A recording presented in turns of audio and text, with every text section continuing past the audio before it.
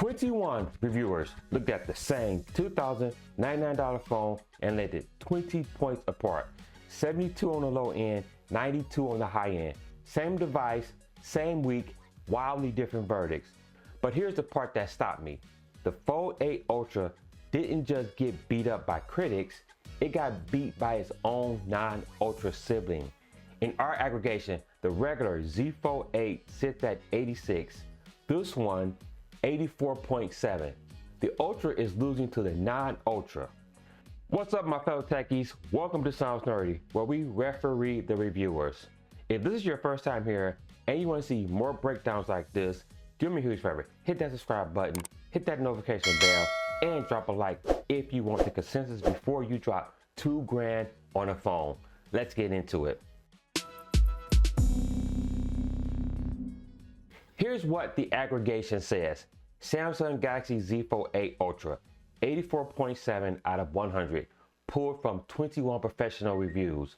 20-point spread, high of 92 from GSM Arena, low of 72 from Phone Arena. Verdict volatility is mixed, not locked, not contested.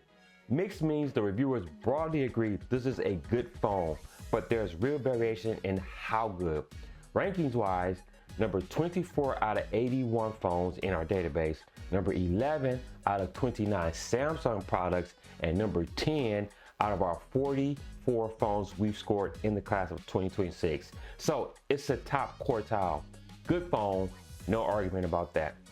But you know what I love about aggregation? It's this next number. Every single one of the 21 reviewers, 21 out of 21 recommends it. 100% recommend rate on a phone that only scored an 84.7. That gap right there is the whole story. Reviewers say yes, buy it, but half of them are only saying yes at 80% conviction. That's mixed. So who scored what? On the high end, you got GSM Arena at 92, Exhibit at 91, then a whole cluster at 90. Tom's Guide, Tech Advisor, Tech Radar, How To Geek, Express, Mark Ellis Reviews, and B-Bomb Gadgets. Engadget lands at 88, Android Police at 85. That's your consensus for this is the best foldable Samsung has made. Then you drop into the low cluster.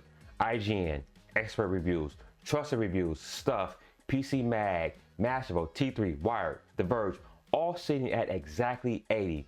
Then Phone Arena at 72, all by itself. Just a quick note about Phone Arena, their scores tend to be on the lower end for all reviews. Now, here's where it gets interesting.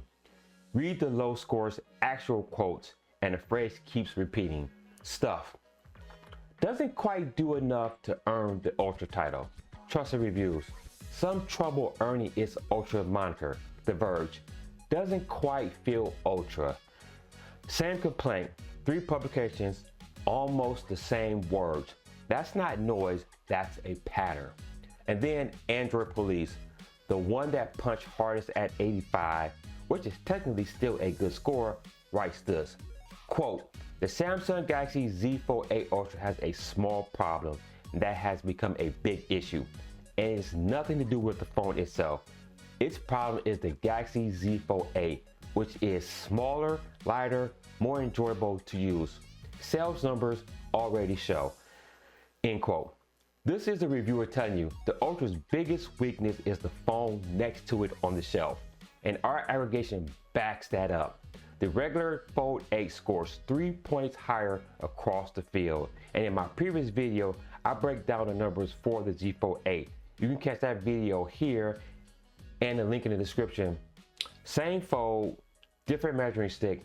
The high scores are grading the Ultra against every foldable ever made and calling it the peak. The low scores are grading it against the regular Fold8 sitting right there and asking what the extra money is buying. Okay, so what did Samsung actually do here? On paper, a lot.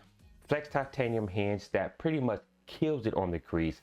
4.1 millimeters unfolded, which makes it the thinnest fold yet. 250 grams, 3000 nits of peak brightness on both displays, Snapdragon 8 Elite Gen 5, and a 50 megapixel ultra wide with 200 megapixel main sensor. So why the split? Because those upgrades are refinements, not reinventions.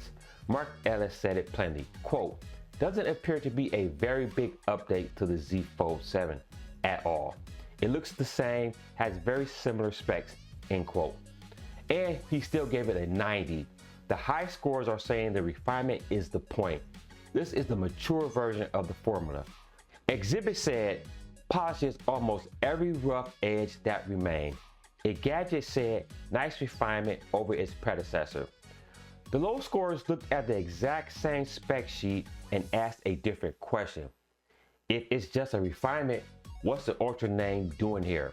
Where's the S Pen support? Why is the word resistance still IP48 when the Honor Magic V6 goes IP68? X-Ray Review specifically flagged that one, and Wired, who reviewed both phones in one article, actually praised the non-Ultra Fold8 proportions as purpose-built and gave the Ultra 80. Here's the paradox. Even the 80s gave this thing a thumbs up. 21 for 21. Remember, so what does everyone agree the Fold8 Ultra actually nails? First, the hinge. The Verge, who scored an 80, still called out the smoother hinge as a real improvement over last year. TechRadar liked it enough to describe the phone as flatter, lighter. Personally, I think if 2 years of Fold reviews taught us anything, is that even when the skeptics stopped complaining about the hinge, Samsung finally got the hinge right. Second, the displays. B-Bomb highlighted the brighter panels for outdoor use, and multiple reviewers pointed at 3,000 nits as the difference between a foldable that works everywhere versus one that only works indoors. That matters. That's a real quality of life win. Third, the cameras. TechRadar called the ultra-wide more polished than ever. The 200 megapixel main gets consistent praise across the field. This is the closest a Fold has ever come to ultra-tier photography from Samsung, even if PC Mag pointed out zoom is still a weak link. Fourth, battery.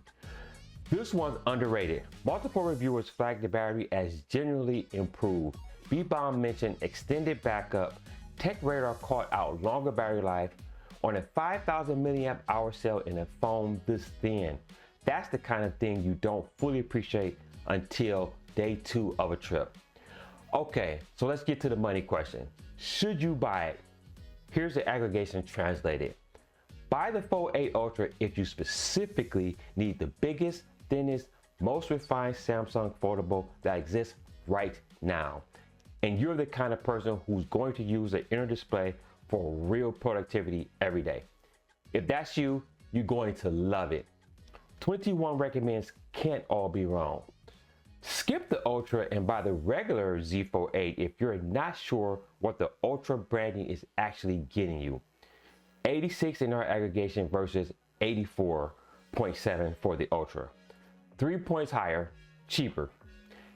Android Police straight up said it's more enjoyable to use. That's a real call. Check the compare page on Sound30.com to see the two side by side. Skip it and go non-folding if you want the best phone in this price range, period. The Samsung Galaxy S26 Ultra scores an 88 in our data. Same brand, higher score, no crease compensation. If foldable form factor isn't the whole point for you, that's your phone. Skip it for a different foldable if you want top of class and don't need the Samsung ecosystem. The Honor Magic V6 at 85. If IP68 dust resistance is a hard requirement for you, and expert reviews think it should be, the Honor is worth a look. Wait a beat if the Fold 7 is in your pocket right now. Engadget said it plainly. The improvements aren't enough to make previous owners run out and upgrade. Mark Ellis called it iterative. Save the $2 grand and wait for the Fold 9. So here's where I land. 84.7, 21 reviews, mixed volatility, 20-point spread. That's a real good phone that couldn't fully justify the Ultra in its own name. The high scores are right. This is the most refined Fold Samsung has ever shipped.